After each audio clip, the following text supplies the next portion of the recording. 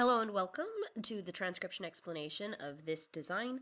It was done using the script shown above me, which I've been developing since 2011, and it uses a combination of elements. Specifically, the line modifiers make the different columns, so each column is got the same amount of dots or lines, whereas each row is the letter stem that starts the letter.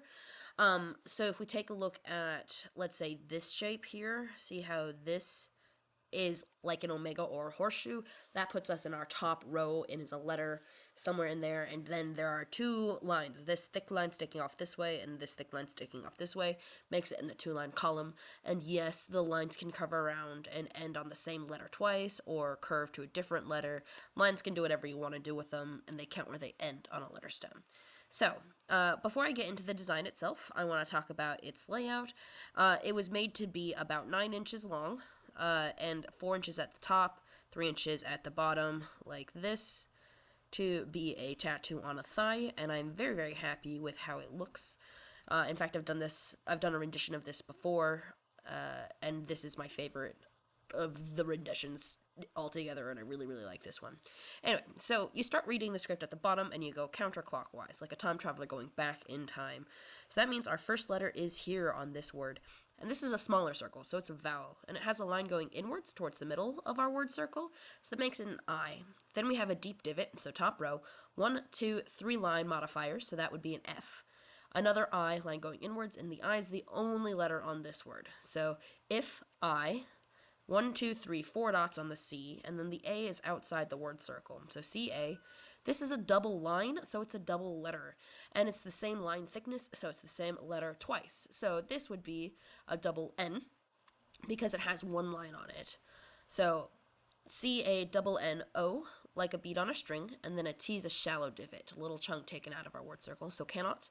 Then we have an M with 1, 2, 3 lines, the O inside the word circle. And even though this one is the same vowel as this one, and this one's on some lines, but this one's not, the O is positioned inside of our word circle, where the E is on the line of the word circle. So we have the V with one line, and then the E for the word move. And then we have this word, starting at the bottom, we have a deep divot with 2 lines, E centered, A outside the word circle, the V with 1 line, another E, and then this N with 1 line, and here's a comma on our sentence circle. And then we have our next chunk of the phrase, another I with a line going towards the middle of our word. This shallow divot has these 2 lines here. They are sneaky. The sentence circle's this outer guy, not technically these 2 because these 2 are the line modifiers.